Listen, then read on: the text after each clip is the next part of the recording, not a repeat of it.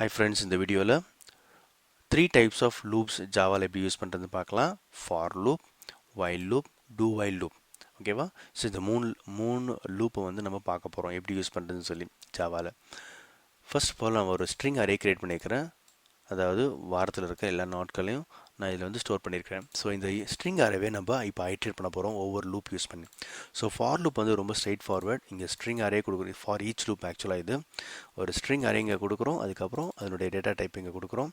So இந்த வேரியபிளில் ஒவ்வொரு வேல்யூஸாக store ஆகும். அதை நம்ம பிரிண்ட் அவுட் பண்ணுறோம். ஸோ இந்த பிளாக் வந்து 7 டைம்ஸ் வந்து ஐட்ரேட் ஆகும். இது வந்து for each loop straight forward.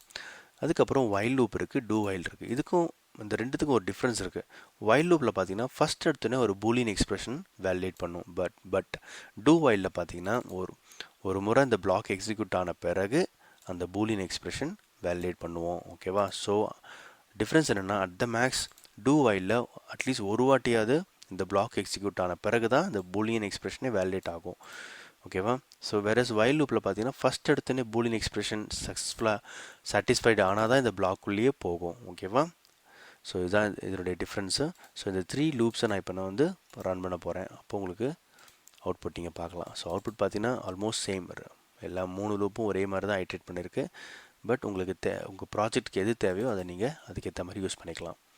So இந்த 3 லூப் ஜாவாவில் எப்படி யூஸ் பண்ணுறதுன்னு பார்த்தோம். உங்களுக்கு இந்த வீடியோ பிடிச்சிருக்குன்னு நினைக்கிறேன். பிடிச்சிருந்தா லைக் பட்டன் கிளிக் பண்ணுங்கள். தேங்க்யூ.